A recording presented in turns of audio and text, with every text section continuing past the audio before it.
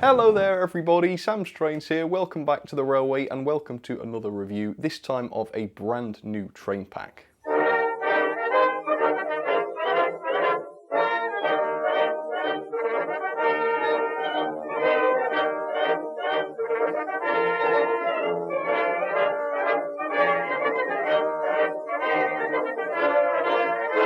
So, needless to say, I am super excited about this one. In fact, I've been excited about it ever since it was first announced, goodness knows how many months ago. It's from what is shaping up to be actually probably my favourite manufacturer of the year, Oxford Rail, and it's a train pack that I know lots of people have been excited about, not just me. So it is this. Now, I don't really know what the exact name of this train pack is, but as you can see by looking at it, it includes an ROD khaki liveried Dean Goods locomotive, which is exciting in and itself, of course.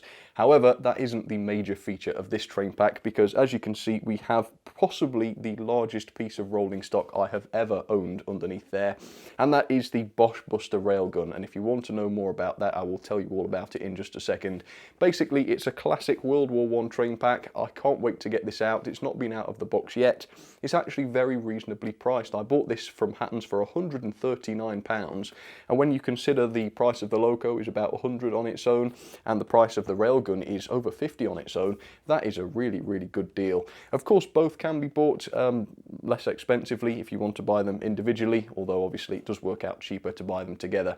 If you want to see the range of different railguns and things and Dean Goods, I will include a link down in the description. For now though, let's get this out. It looks like an amazing train pack, and I hope it is amazing as it looks. I really do. Okay, let's get this out. I'm going to stop rambling. I'm going to try not to get overexcited, and let's find out for my first time what this is like. So, as you can see, this even got its own special train pack packaging. I wasn't 100% sure whether it would. I was half expecting just the loco and railgun just to come together in the same parcel. But no, Oxford have actually designed special packaging for this, which is really quite amazing. So, we'll talk about what you get inside in just a second. I will just flip the packaging over to show you what's on the back. And there's the label. It's code OR76BOOM01, I think that is. So that's what you need to look up if you want to get this specific train pack. Apart from that though, there isn't an awful lot else to see on the outside of the box, which is excellent because we can get this open straight away. So, I was thinking about this before I started filming. How does this open? I think it's one that flips out. Ooh, this is very posh. Oh, look at that. Cool. So it's actually got the foam cutouts and the two blister packaging pieces inside there. So that is really, really cool. Right, well, loco first.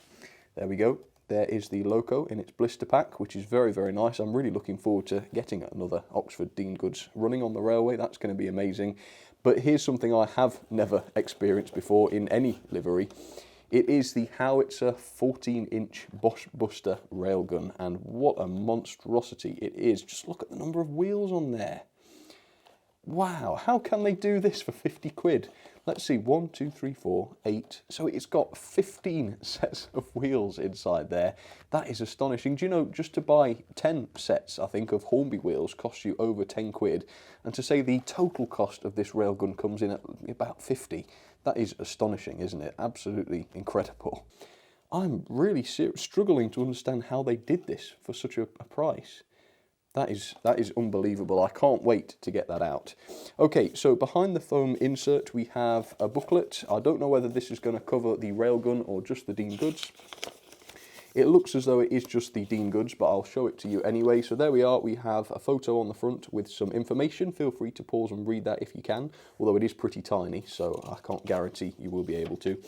There we are inside, fitting the brake rigging. Yes, I remember you had to do that. Running in the loco, very important. Removing the tender body to fit the decoder, and also adjusting the drawbar between loco and tender. So that's all standard stuff. And then you've got some hints and tips, track cleaning, all the housekeeping really on the back there. So that's pretty cool.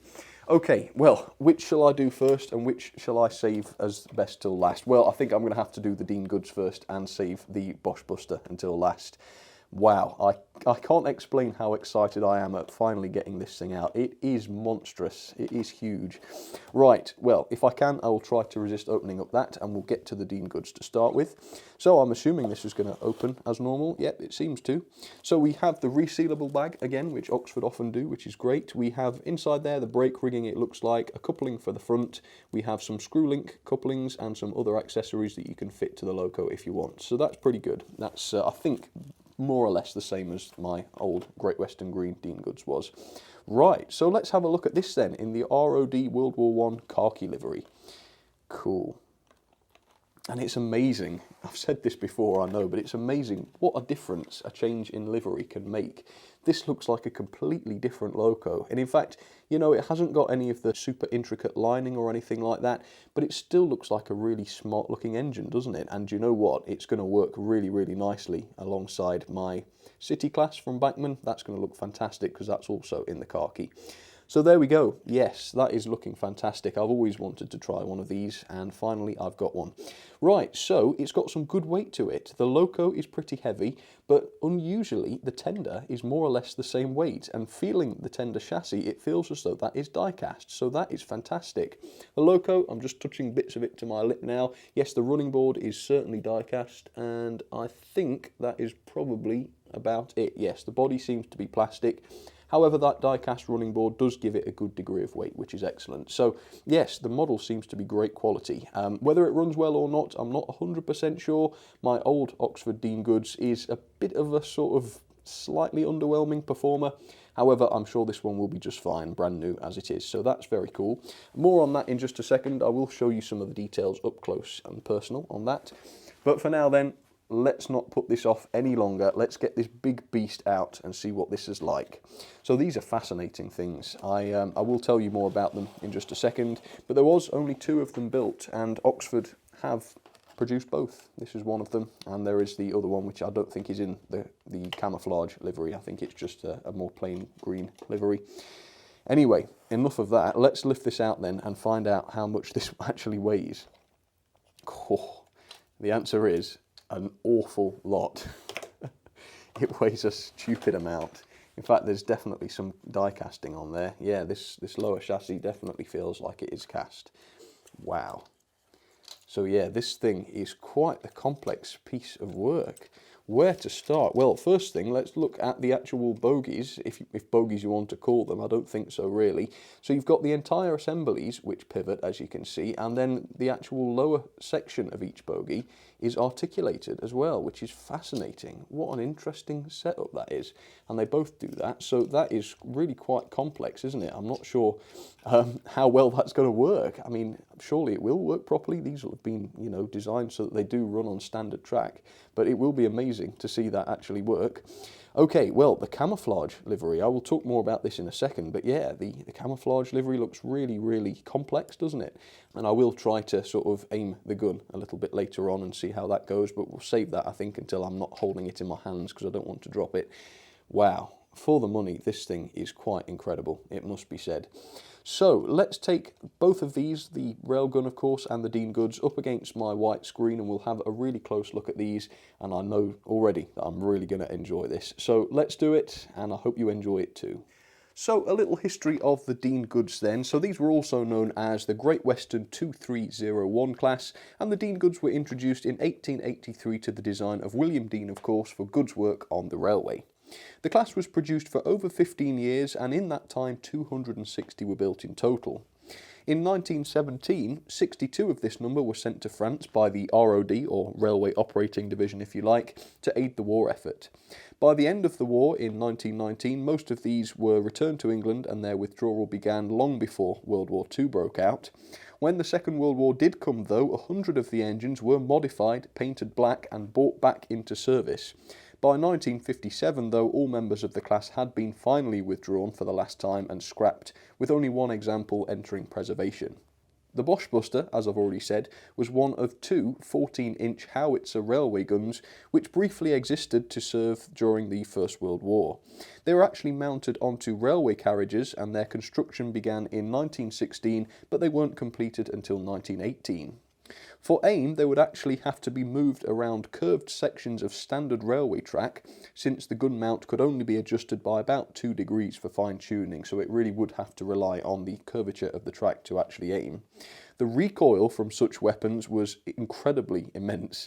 Now, they had hydro-pneumatic buffers which allowed the gun itself to recoil 34 inches on its mountings, but the entire gun was also allowed to roll backwards 20 to 30 feet along the track in order to dissipate that remaining energy, so incredibly powerful things. Although they were scrapped in 1926, the railguns that is, the coaches on which they were mounted were reused for different guns in World War II, which is quite interesting. So there she is then, the Dean Goods in the ROD khaki, and it is superb, isn't it? Nothing says World War I trains like this does. So if you really like the look of this and you want to get one but you don't necessarily want to buy the Boche Buster as well, these are available separately, and in fact Hatton's have these in stock for £88 I think, which is obviously very cheap. In fact, I think that makes this possibly the cheapest 060 tender engine on the market, or at least new 060 tender engine on the market. At least it's one of them anyway. Whether it's the cheapest, I'm not 100% sure without checking. But it's certainly very inexpensive, which is fantastic. And I wouldn't go as far as to say it's cheap and nasty either. It's generally speaking a really good quality and really well detailed model. In some areas you can tell that the finesse isn't quite there. For example, underneath the boiler here you can see there's quite an unsightly join. There's also quite an unsightly seam just below the dome across the top of the boiler, which was definitely less noticeable on my Great Western Green one. So whether the tooling has degraded over the last few years or whether this livery just exposes that a little bit more, I'm not sure. But that is noticeable. And also I've noticed there are a few little smudges of red buffer paint on a couple of parts of the model, which is a bit of a shame. But apart from that, I wouldn't go as far as to describe the model as clumsy, and I think for the money you certainly can't go wrong.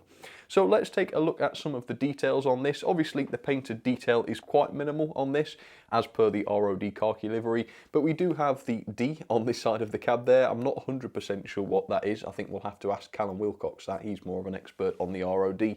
I assume it's some sort of classification, although don't hold me to that. The buffer beams are of course painted into the red, which is very nice to see. I assume that's where the red splatter came from on the running board. And while we're looking at the buffer beams, you can see they're fully detailed. You've got the vacuum pipes fitted onto there, you've got all the lamp irons as well, which are separately fitted I believe. You've got the coupling hook, and of course if you want to you can fit the screw link couplings. And also sprung buffers, let me show you that. Yes, it's an inexpensive model and yet it still has sprung buffers. That is quite something, isn't it, that?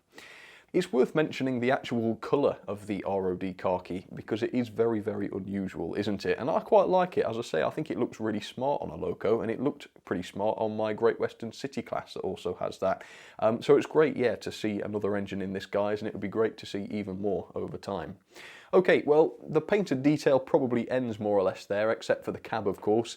A really good cab on this. It's quite exposed, so you want it to be well detailed. But as you can see, you've got the full paintwork on all the gauges, which is fantastic. You've got the wood panelling effect on the floor, which is great. Also a tender full plate, speaking in rhyme again, which is adjustable, so you can set it down to meet the tender if you want to. Generally speaking, that is a really good cab, and of course it has glazed windows as well, which is fantastic to see. There's quite a lot of separately fitted detail on this. We have these tiny little handrails just above the centre steps there. Unfortunately, underneath the boiler there is no representation of the internal valve gear, which is a little bit of a shame, but again, as a relatively budget model, I think we can forgive it that. On top of the cab we do have a pair of separately fitted whistles, which are made of metal. They've been painted into this sort of matte black, so they look like they could be plastic, but they are definitely metal. You can tell when you touch them.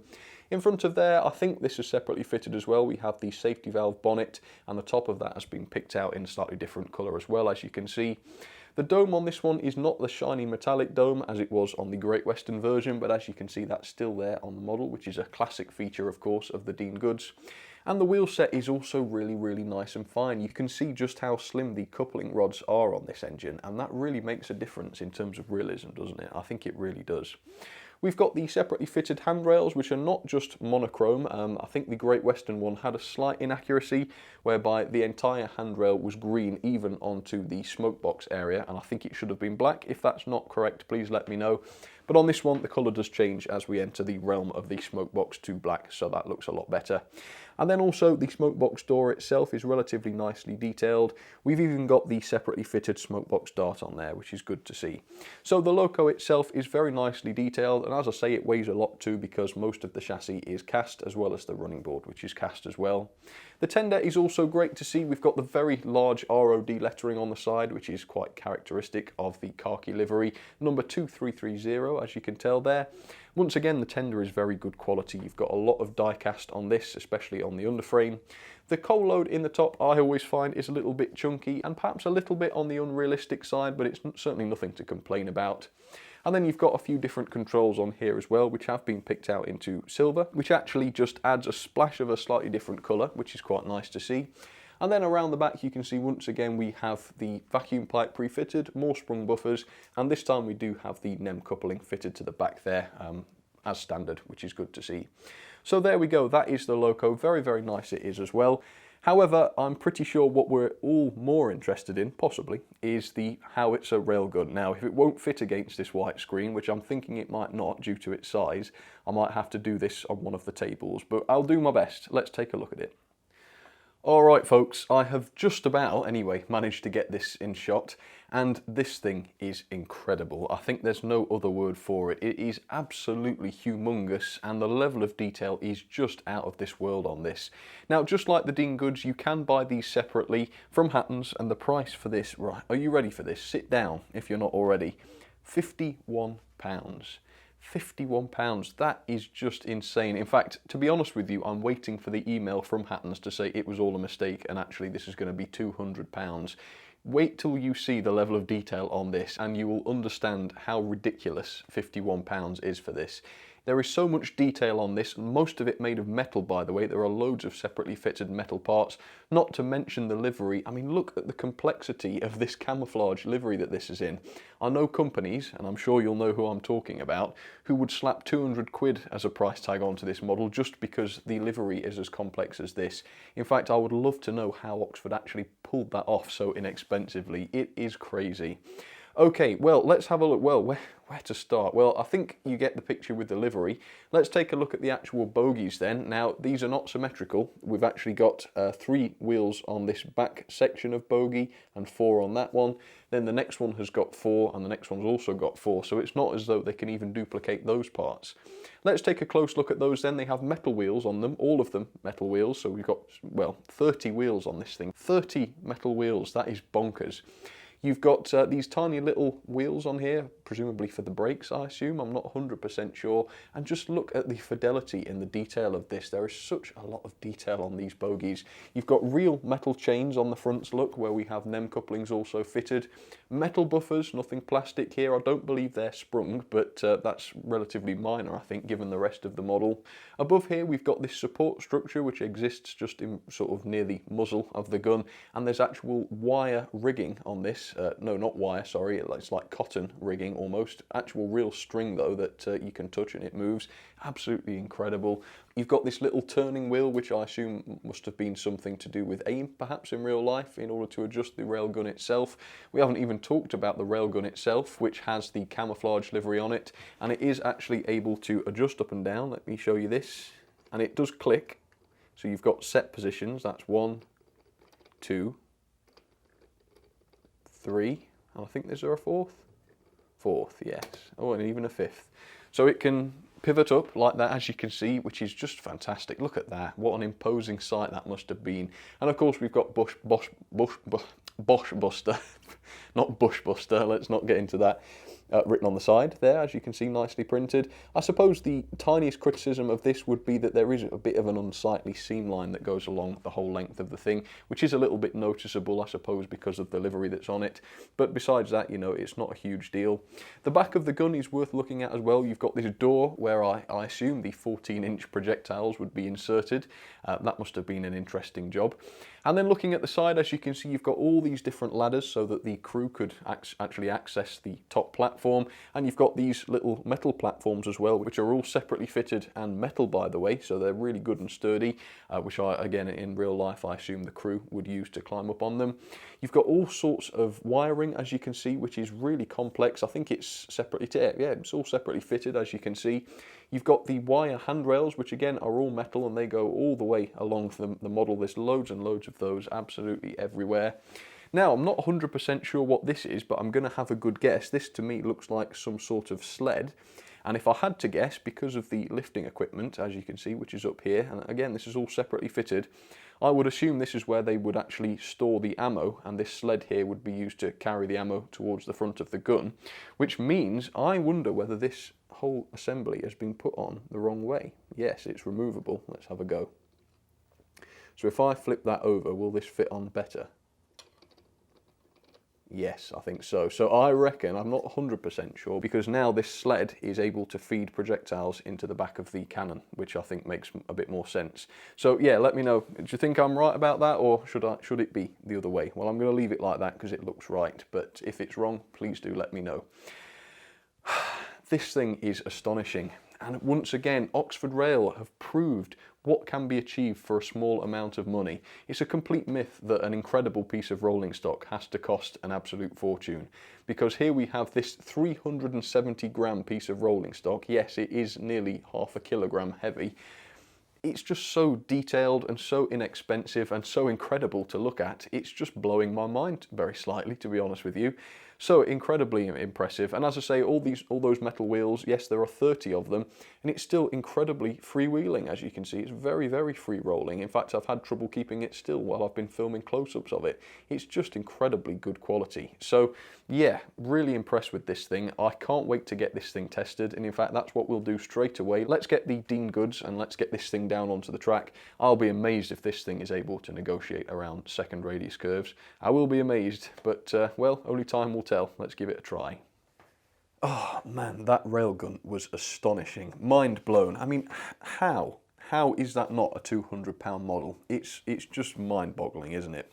Anyway, so here's my plan. Obviously, this loco needs to be running before you're really supposed to couple any rolling stock to it. So I thought we would get this tested, get it up and running, get it running in, and then do some separate tests with the railgun, because obviously I need to test it around my passenger footbridge, and I need to test it underneath my bookcase to make sure that it isn't going to just smash into them as it goes around. So let's give this Dean goods a bit of a test. Now, I must say I'm quite impressed with this. On my original Oxford Dean goods, the tender was very, very rigid, and you certainly couldn't pick it up like that. If this was the previous Dean goods, you'd pick the back end of the tender up and the loco would go with it. You couldn't move it an inch.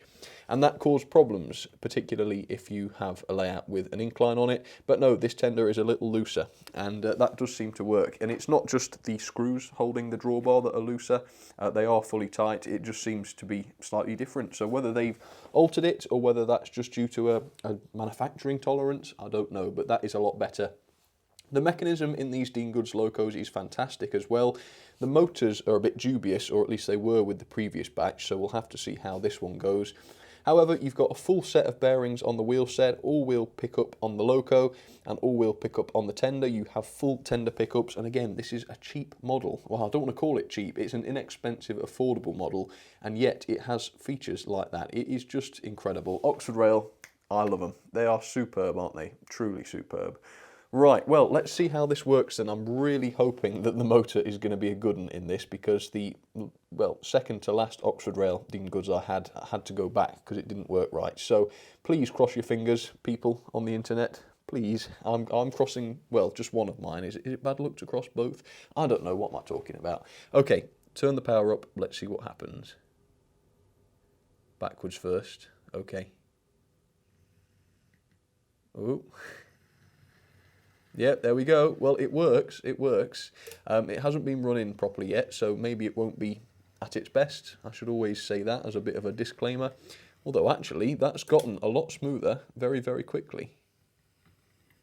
Look at that.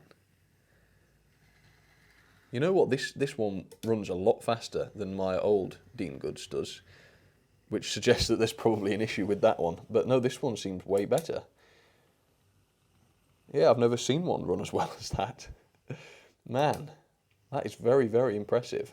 Right, I'm going to keep it going forwards and backwards a little while, and then we'll try a slow speed. Maybe even on the express points, but it shouldn't matter because it's got all-wheel pickup, so it really, let's see. Ooh. Yeah, it didn't care about the express points. I must say though, the speed is fluctuating quite a bit at the slower speeds. I don't know whether that's just because it's not been running yet or not, but otherwise it's incredible.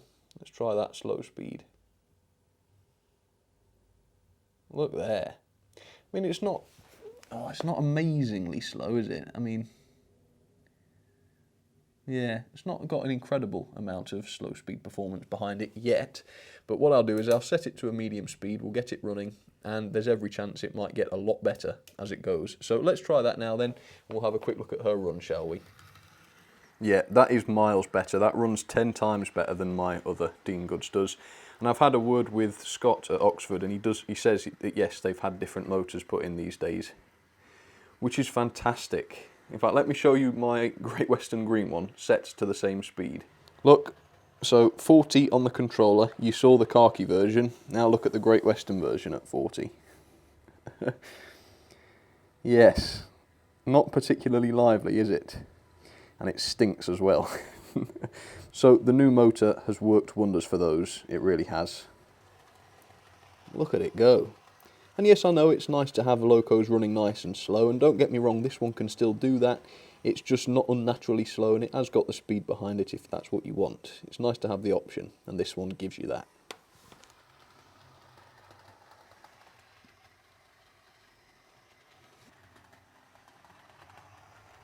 Well, that is unbelievably better. In fact, the only problem I had with the Oxford Dean Goods was the motors, and now that that's been corrected, they are superb. I love that. Right, let's try this railgun then. Hopefully it's going to fit.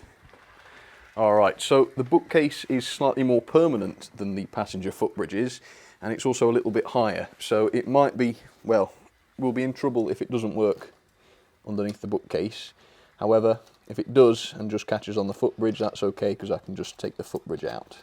So, it is a bit awkward to get all the wheels on with this, and it's difficult to tell whether they are all on. Let me have a quick look. I think they are, yeah, I think they are. Right, so obviously you're not going to want to have the cannon or the gun in the raised position while you're running it. So let's have a look. Ooh, that is close, I'll give them that. It's close, but that's all right. Yeah, it's these little things here, whatever they are, yeah, for lifting up the ammo, I think that's what they're for. It's those that are quite close, but they're not touching, so that's good.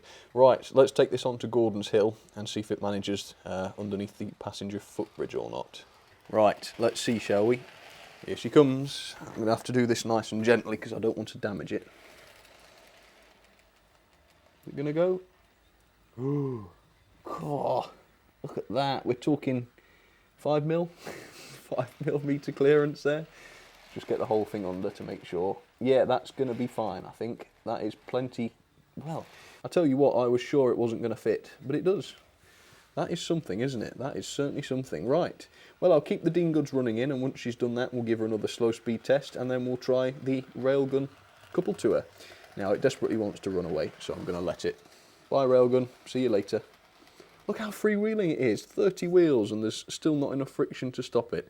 Incredible. Right, folks, that was a pleasure to watch. This loco is smooth, it's quiet, and it's stone cold. I can't feel any heat whatsoever. And that's really strange to me, because that's not what I'm used to. Obviously, my older Oxford Dean Goods runs really badly, it gets red hot and it stinks. And this is, you know, it's the same model, it looks exactly the same, but it runs like a completely new designed chassis. You know, it's just really quite impressive, that. And, well, let's find out. Is it any smoother at slower speeds? Oh, I think that's an understatement. Is it even moving? Yes, it is. How can this be so good? I mean, I'm sorry to say this, I know it's a controversial thing to say, but once again, Oxford Rail are genuinely putting other manufacturers to shame. Without mentioning any names, you know, this puts them to shame. It really does. Can you believe how well this runs? Look at that. It's dead silent, and this is not a feedback controller anymore, by the way. I'm using the Gauge Master now, so Yeah, that is just incredibly good. Look at that. That's just a pleasure to run, isn't it? Look at that go.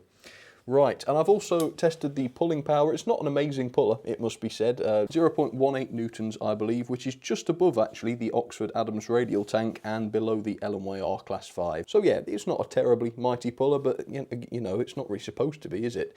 But the question is, will it be strong enough to manage the railgun, the Boche Buster? That's the question. So there she is, looking all imposing. Not that well camouflaged, admittedly, but I guess in real life they weren't designed with my carpet in mind, were they? So let's give this a try then. Are we set into reverse? Yes, we are. Let's go and couple. Man, I hope this works. Fingers crossed.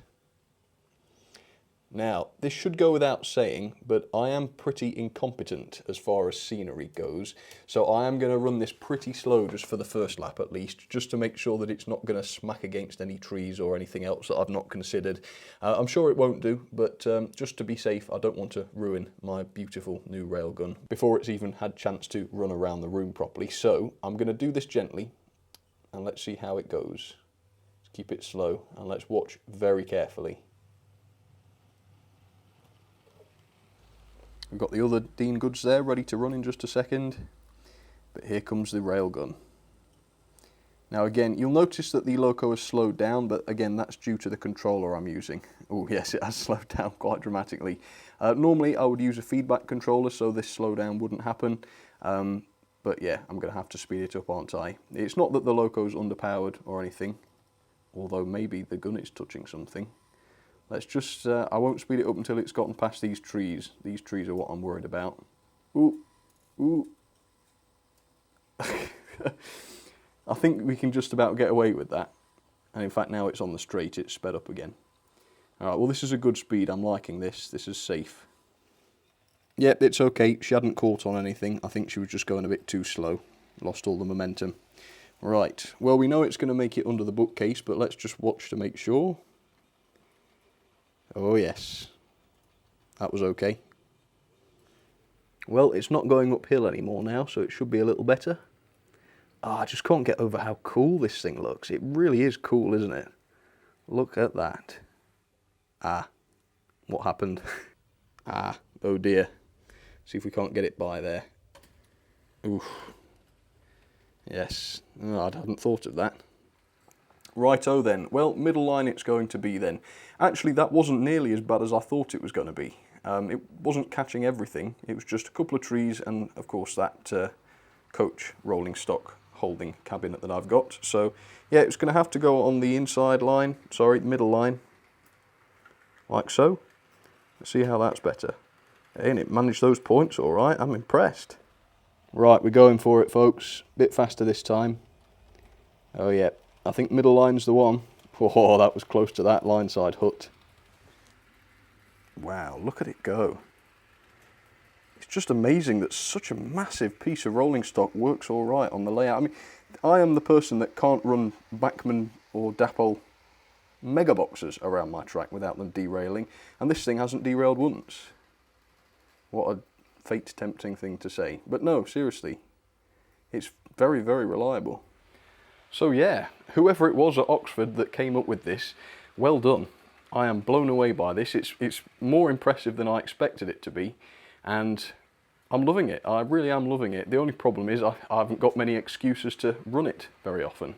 But do you know what? I'm going to make some. I'm going to figure out some excuses so that I can, because it's that impressive, isn't it? Right, I'm going to get some other trains running alongside it then, and then we'll enjoy it for a little longer, shall we? So it actually, thinking about it, might be a bit dangerous to try and run other trains alongside this in case it clips them as it goes along. But I'm going to give it a try. So here we have one brave, willing volunteer. It is the other Oxford Dean Goods, which of course runs a lot slower. Here we are, let me set it to 40 again. There we are, very, very slow, but it seems all right actually. It's not smelling too bad today. And it's got a little goods train. So there we go, let me get that going, set that one a little bit faster. There we are. And then on the inside line I have the only other, I believe, khaki engine I've got, which interestingly also came in a train pack. It's the Bachmann City class that I've mentioned a couple of times already from the World War I ambulance train set, or train pack as it was. And it's got the lovely ambulance coaches there. So now let's wait for the Boche Buster to run by again. I'm loving this thing. I'm thinking of giving it its own siding so that it can be out all the time. It's wonderful, really wonderful. Look at it. I'm hoping you get a sense of its size as well. Look at that.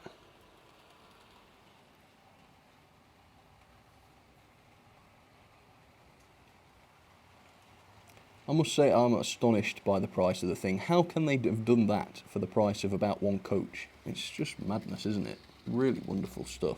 But I tell you what, it is just so typical of Oxford, isn't it? Really, really great products and great prices as well. And I think those are two things that really work well together. And did you see it on that S-bend? We'll have to do that again. Here we go again then. It makes me nervous to watch it do this. Ooh, be careful. Look at the way it swings out. It just works so incredibly well. How does it work so well? I wonder if it'll work on sort of tight radius points. Ooh, we've got to try that. Got to try it.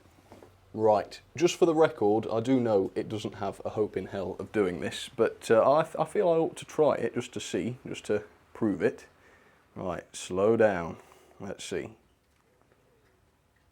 I'll be impressed if even the Loco does it, frankly. Yep, Loco's done it. Pull. Oh, you are joking. What? How did it do that?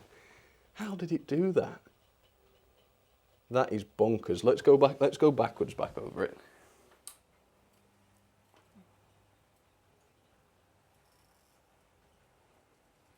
Oh dear.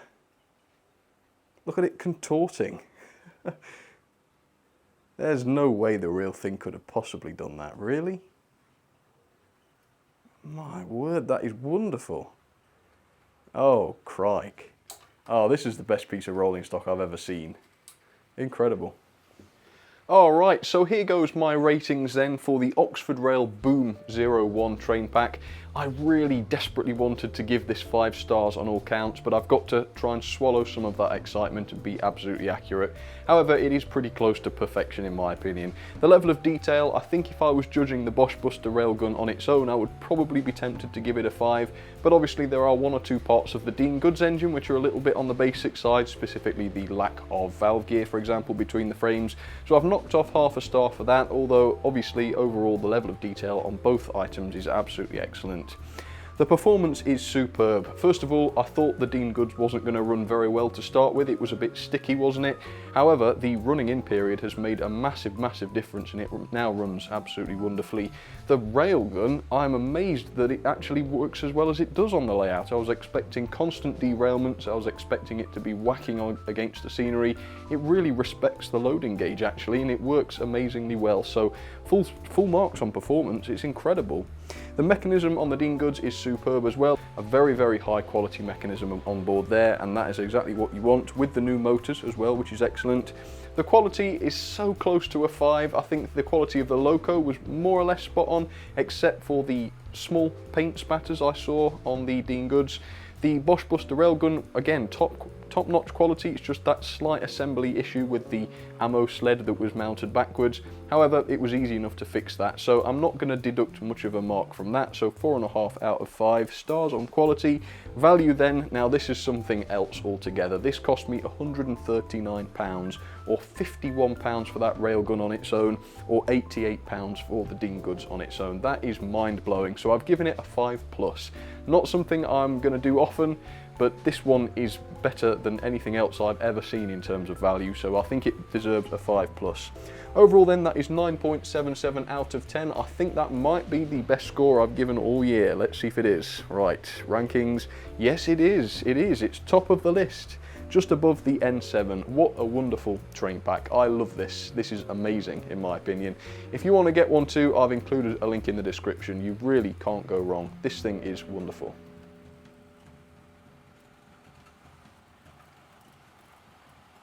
Wow. It just does such a good job, doesn't it, of giving that impression of hauling this absolute monstrosity on standard railway tracks. And it really, demonstrates the danger of doing that as well. You know, you really do have to make sure there aren't any trees too close to the line, and you have to make sure the station platforms are all the right distance from the track, otherwise it's going to be a crash. So in that sense, it's very much like real life. Go on, don't stop. Oh.